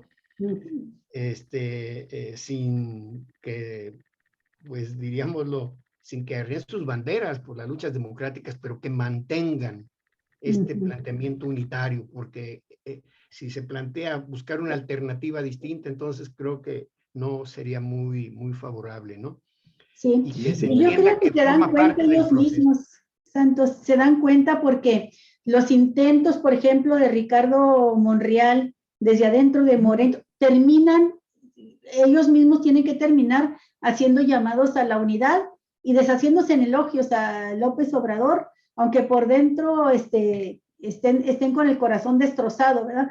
Pero creo que se dan cuenta de que ha sido tan importante esta construcción de un arropamiento social al proyecto de López Obrador, y que él lo define como la cuarta transformación, que quien salta fuera de él o se opone desde dentro, salta al vacío. Y nadie quiere saltar al vacío. Mejor van a buscar, ya saben, bueno, para acabar pronto, el propio Claudio X González les dijo, no hay posibilidades de que se vengan con nosotros, ¿no? Cuando le preguntan en la entrevista de los periodistas si avisora una fractura en Morena y que algún personaje se vaya a ser candidato de ellos, le mencionan a Marcelo Ebrard, le mencionan a Morel. No, ninguno de ellos, porque representamos proyectos opuestos, diferentes. Es decir, está a pesar de todas las diferencias, todas las visiones diferentes de lo que cada quien quiera entender por cuarta transformación, de la filtración que hay de priistas y de panistas en Morena que buscan sacar ahora a través de esta vía su visión neoliberal. A pesar de todo ello, hay una cohesión que lo da este mapa que nos acabas de presentar y que se llama así, una correlación de fuerzas absolutamente favorable hoy a los vientos para Morena. Yo nada más quiero en este sentido insistir en lo siguiente, Santos, y me gustaría mucho conocer tu opinión. ¿Tú ves a la coalición Va por México unida para el 2024? Y la pregunta va, ¿no queda hecho talco a tal grado el PRI, ¿verdad?, que ya es también un lastre con todos estos cuadros podridos de corrupción, todo lo que está saliendo y va a seguir saliendo, que ya lo que quieran es hacer lo que está haciendo Aguascalientes y deshacerse de ellos? Te pongo el ejemplo de Chihuahua. Allá la candidata de Morena, del PAN, que ganó la gubernatura, y que es una mujer de derecha, es de extrema derecha. Acuérdense que cuando ganó la contienda interna contra Gustavo Madero, ganó la candidatura, lo primero que salió a decir es: los necesito a todos para derrotar al comunismo. Ya luego cambió su discurso y es una mujer muy hábil y aprovecha cierta simpatía que proyecta personal para colgarse del brazo del presidente y mostrar que, se la llevan a todo dar, casi de piquete de ombligo, ¿no? Pero ella no fue aliada con el PRI a la contienda por la gubernatura. Ella sabía que en Chihuahua el PRI le iba a hacer mucho daño. ¿Y qué sucedió? La candidata del PRI, Graciela Ortiz, terminó al 15 para las 12 llamando a votar por el PAN. Pero no lograron ninguna alianza, ¿eh? No los tiene ahí con ella. Entonces, creo que el panismo posiblemente vea que las posibilidades que tiene es deshacerse del PRI, que ya no va a representar nada para el 2024, sino puntos negativos nada más. Deshacerse del PRD, que va a quedar ya, si ahorita es un cascarón, va a ser de esos cascarones como de huevo que los mueles, así va a quedar hecho polvo también. Ya habrá desaparecido. Le estás dando mucha credibilidad a la posibilidad de que se convierta en eso. Y yo creo... Es demasiado. Bueno, va a ser cascarón hecho polvo, polvito también. Y entonces, ¿quién queda? Los que realmente son, que representan una fuerza opositora, los que son los contrincantes para esta elección de 2024, que es el PAN, y ahí Movimiento Ciudadano, pues va a mostrar una vez más la capacidad oportunista, ¿verdad?, de buscar cómo acomodarse en una contienda hacia el 2024. Yo lo veo incluso a Movimiento Ciudadano también con una estrategia doble de alianzas, ¿verdad?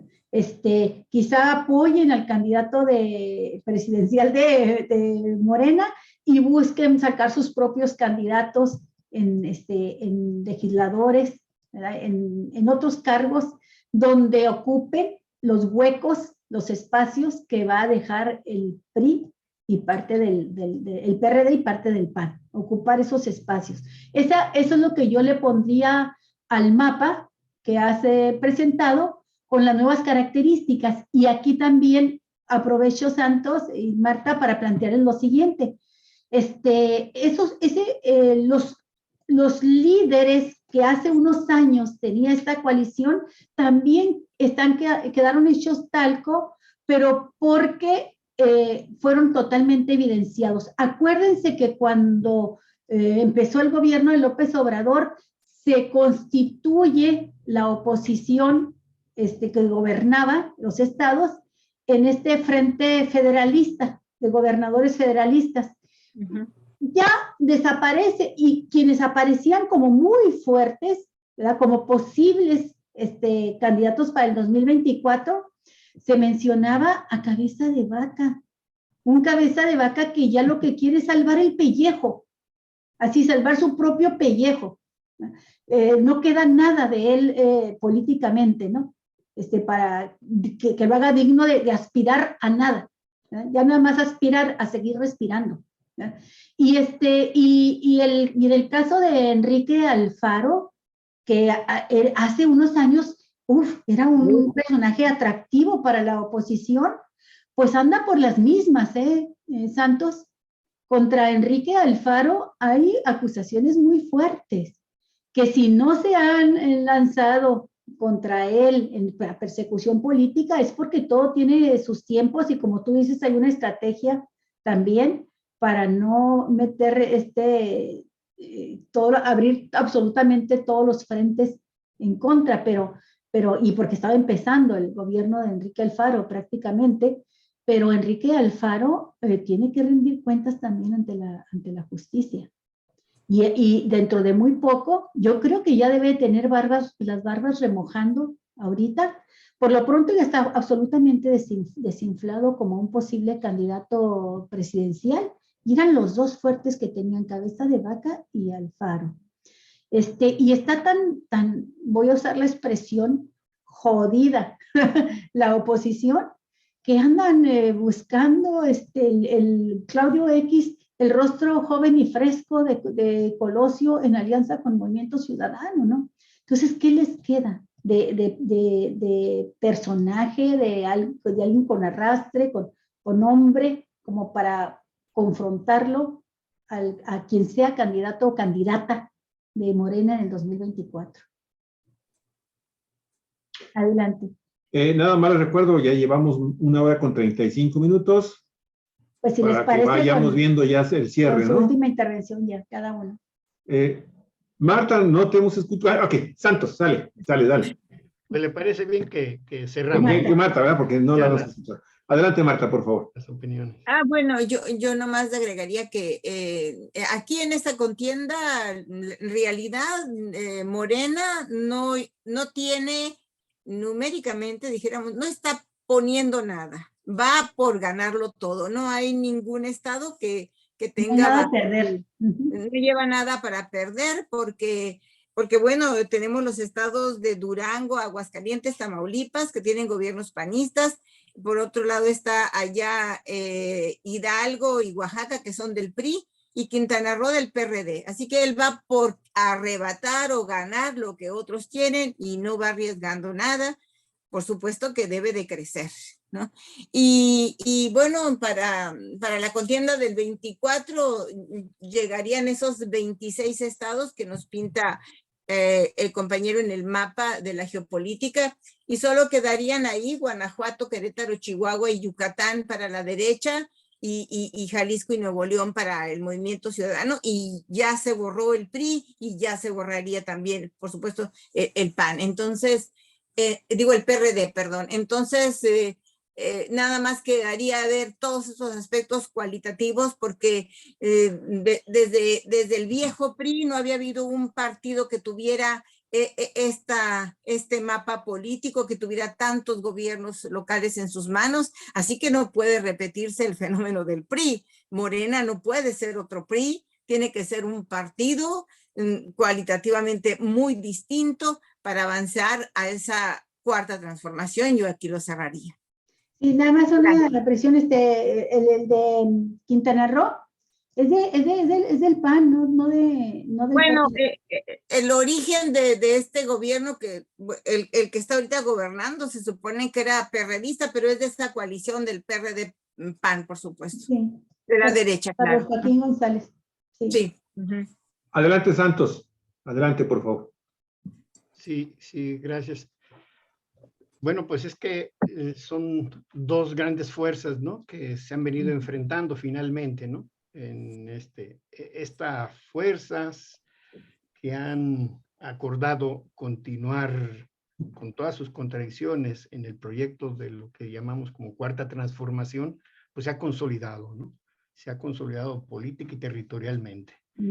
Van a venir nuevas batallas, van a venir necesariamente nuevas batallas políticas.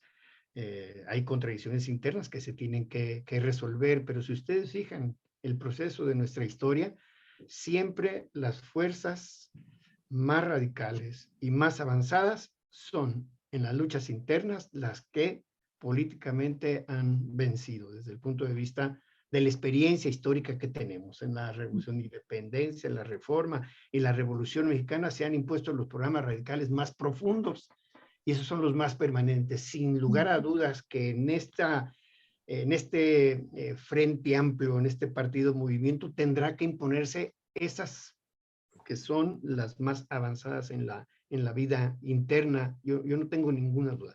Y por otro lado, por parte de la fuerza de los conservadores, pues quedó ya prácticamente políticamente derrotados, están políticamente derrotados. No hay enemigo pequeño, siempre implican riesgos con las ayudas externas, exteriores. Estos no serían lo que son si no reciben la ayuda de los gringos, ¿verdad? De los Estados Unidos, del gobierno yanqui, ¿no? Sí. Ellos son portaestandartes y voceros de esos intereses, ¿no? pero aquí la tienen perdida como se observa desde el punto de vista. ¿Y esto qué implica? Bueno, implica entonces, si estamos hablando de un nuevo régimen, de otro régimen, estamos hablando de un nuevo régimen. Yo decía hace rato de la necesidad de un nuevo proyecto de nación que le dé continuidad, que radicalice el proceso, es decir, un nuevo programa. Va a implicar un nuevo modelo democrático electoral, necesariamente. ¿Un nuevo Estado mexicano, Santos? ¿Un nuevo Estado mexicano? Un nuevo Estado que Oye, se Santos, y que se está dando, pregunta se está también, dando este proceso. perdón, Santos, perdón, una pregunta también en este sentido. ¿No crees tú que ya se está dibujando la plataforma, una parte de la plataforma electoral con las reformas propuestas por el presidente López Obrador y que están siendo rechazadas por esta minoría que tiene ese poder todavía constitucional de rechazar reformas constitucionales? Está la reforma eléctrica, está una reforma a la ley de minería más a fondo que el propio litio, ¿no? Y está la reforma democrática, que es la reforma electoral y de austeridad, para anunciar solamente algunas de las que ya se dieron a conocer y que posiblemente no salgan ya con esta legislatura que está aferrada, no aferrada, aperrada a no dejar pasar ya nada, porque es con lo que desquitan su coraje y además muestran sus compromisos reales. Con eso acabaron su tumba, ¿eh? Con eso acabaron su tumba, ellos acabaron su tumba ahora con la votación que tuvieron en el tema de los energéticos. De la reforma ellos eléctrica. Se enterraron definitivamente, dijeron, aquí estamos, nos plantamos nosotros, somos la oposición de ultraderecha y derecha, coaligada, y nos vamos a enfrentar. Pues ahí está. Ahí están las consecuencias. Entonces, ya va la plataforma, parte de la plataforma electoral, pero lo que estás diciendo tú es mucho más profundo y tendría que hablar de también cambio de correlación de fuerzas en Morena. Así es, en Morena, para poder crear ese programa de gobierno y ese programa de nación que significaría lo que dijo López Obrador el 1 de diciembre, el anclarse a la izquierda en el proyecto de la 4T. Así es, está dada la idea, ¿no? Entonces, bueno, pues efectivamente, como decía Luis, se está conformando un nuevo Estado. Eso es lo que está pasando. Es decir, no solamente es un nuevo gobierno, sino un nuevo Estado que tendrá que ser una especie de Estado pluriclasista, ¿no? Muy amplio, con carácter progresista, patriótico, democrático, y que tiene que ver.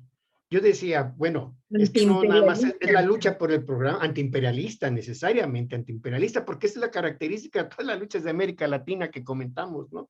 Sí. Ese es su carácter de todas estas luchas. Sí, no. Lo declaren o no lo declaren, ese es otro problema. Pues ese es que es el camino natural de la izquierda. Así es, o sea, es el camino natural. No hay de otra. Así es. Y por lo tanto, la definición de un nuevo tipo de gobierno, se está dando la definición de un nuevo tipo de gobierno, yo diría un tipo de gobierno de democracia nacional, ¿no? Que eso implica un gobierno democrático más avanzado. Y ya se ha avanzado en el sentido, no es que yo esté inventando el planteamiento de un gobierno de democracia nacional, forma parte ya desde aquella reunión que se hizo de los llamados partidos comunistas que se hizo a principios de los años 60, ¿verdad? La característica es que en estas etapas son procesos en los que es necesario conformar gobiernos de nuevo tipo para una vía no típicamente capitalista, o una vía no capitalista, y por lo tanto se necesita un nuevo tipo de gobierno, que es un gobierno de democracia nacional, que es un gobierno, diríamoslo, de frente amplio, pluriclasista, pero con un proyecto ya de nación orientado hacia la izquierda y de consolidar un proyecto nacional que finalmente tiene que ver con un tema fundamental, que es una nueva estructura económica del país. Ahí está la esencia, ¿no? Que el nuevo proyecto de nación implica una nueva estructura económica nacional en el contexto del mundo que nos toca vivir y con las experiencias que tuvimos en periodos, diríamoslo, anteriores, ¿no? Entonces, pues yo veo muy positivo, realmente estoy muy contento de este proceso. Sí, sí, Veo definitivamente. muy positivo este proceso, ¿no? Híjole, pues oye, el próximo viernes nos toca un super programa de nueva cuenta. No, Porque dentro de 15 días. dentro de 15 días, ¿sabes, Sí. Santos? Sí, sí. De hecho, Santos, lo que te quiero decir es Hay que que invitarlo la semana se ha que entra, igual a dejado Marta. una línea. Vamos a tener mucho trabajo el próximo viernes. Has dejado una línea abierta, muy grande para un próximo programa que tiene que ver con todo lo que definiste en las características de la transformación, en la profundización de la transformación después del 2024, tiene que ver con la candidatura también. ¿Quién va a ser? ¿Quién puede representar este cambio, no? Y ahí es donde se tienen que librar una lucha muy fuerte de los morenistas que coinciden en esta visión que tú has trazado, ¿no? Y que creo que son mucha gente dentro de Morena que está deseosa de ese tipo, de profundizar por ese lado, por ese anclaje en la izquierda, pero bueno, pues nos lleva al siguiente programa, que es ¿con quién? Sí, porque abres totalmente la posibilidad, con esto que acabas de decir, que de un nuevo estado, de un nuevo geopolíticamente un nuevo territorio, un nuevo modelo de nación y una población con una cultura diferente a la que tenemos en este momento, más hacia la apertura, hacia el conocimiento, hacia la solidaridad y el humanismo en general. Pues estamos hablando efectivamente de un Estado mexicano. Y entonces la lucha que sigue con esta oposición de derecha y ultraderecha derrotada, pues es finalmente el debate enorme al interior de Morena, ¿sí? A esa va a ser la nueva confrontación. El debate al interior de Morena para establecer lo que tú has estado diciendo a lo largo de este programa. Y todo esto programa, un nuevo proyecto López, de nación. Y todo ello sin López Obrador, porque aparte, ya ayer volvió a insistir, yo me retiro y me retiro definitivamente. Para no dar dando vergüenzas como Porfirio Muñoz Ledo, dice. Sí, dice que retirarse a tiempo para que, sí. Yo me retiro porque luego uno con la edad empieza a dar unos espectáculos de vergüenza, de tristeza. Así que con la edad se sale todo del pañal desechable, ¿no? Entonces, bueno, pues terminamos, si les parece, con esta última reflexión que nos deja Santos y que nos da pie para pensar en un próximo programa que ahondemos ahí, en esa línea. Muchas gracias, Marta Elvia, muchas gracias a ustedes, amigos, amigas. No todo hay que achacarlo a la edad, ¿eh? Árbol que crece torcido, dicen, árbol que crece torcido. Así que no todo hay que achacarlo a la edad. No, tenemos que hacer un programa sobre los graves daños, las cicatrices, las heridas abiertas psicológicas que deja el haber querido ser siempre y no llegar. No llegar. Es el caso de Porfirio y es el caso de Cuauhtémoc Cárdenas.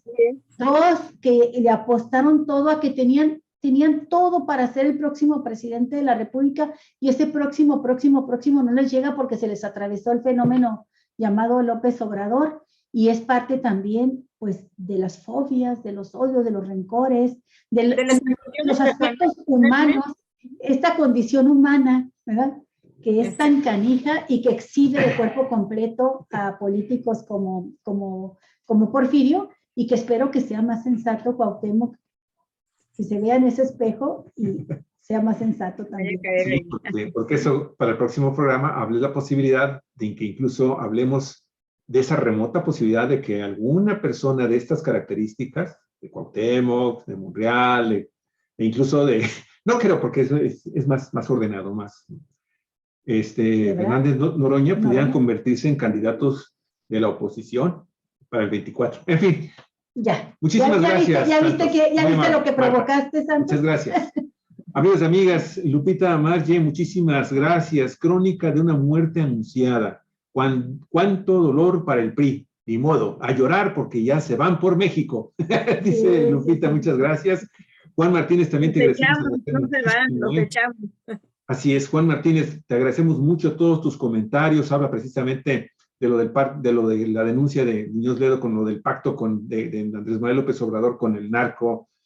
En fin, muchísimas gracias, amigos y amigas. En el proceso de información de último minuto, en el proceso electoral 2024, pues fíjense que precisamente Maru Campos, ¿quieres escuchar lo que dice? Sí, dice, lo del pacto con el narco que dice Muñoz Ledo, no es creíble porque la paz que se busca es la de los abrazos y no serían con un solo grupo de narcotraficantes. Tampoco hay balazos con los otros grupos, pero en cambio hay muchos arrestos con investigaciones de inteligencia. En los reportes de seguridad sale todo, confiscación de bienes y dinero, arrestos por decenas casi todos los días, pero con trabajo de inteligencia, pruebas y evidencias para que no afecte el debido proceso. No es que el gobierno de López Obrador sea siquiera consecuente con el crimen organizado, solo evita la confrontación letal estéril. Los medios tradicionales ya se están convirtiendo en un fraude para la oposición, costosa y contraproducentes. Es lo que dice Juan Martínez. Qué Muchas bueno, gracias. Qué bueno, Juan Martínez, coincido plenamente. Así es. Y les decía, en la carrera por la presidencia, para la candidatura del PAN y de la oposición a la presidencia, Maru Campos acaba de anunciar que va a emprender acciones penales contra Duarte, pero también contra Javier Corral. Así es, dice, y no solamente vamos a presentar muy pronto carpetas de investigación no solo contra César Duarte Jaques, sino que ayer fue extraditado, sino también contra su antecesor inmediato, Javier Corral Jurado, quien todavía es miembro de su partido, el Partido Acción Nacional. Y una nota que debe de estar teniendo espantadísimo a los perros en México.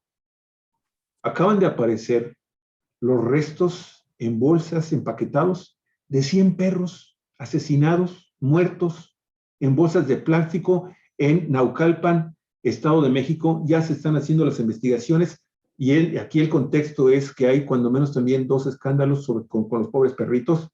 Uno, un camión de tráiler que transportaba restos de perros, gatos y quién sabe cuántos animales más a Estados Unidos y los detuvieron por ahí por Tamaulipas precisamente. Gran fraude también, gran delito ahí, y pues ahí, precisamente en el Estado de México, la presencia de algunas casas que tienen más de 100, 200 perros, y algunos de ellos está comprobado que esos perritos los utilizaban para hacer tacos. Han de haber cerrado algunas taquerías. Bueno, afectación para los perritos. Y quiero aprovechar, Luis, para felicitarte por tu cumpleaños, ¿eh?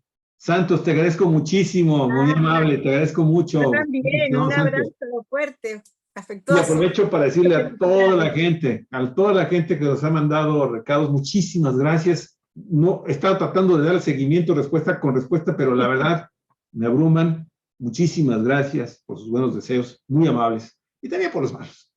Muchas gracias. Oigan, vamos. Muy bien.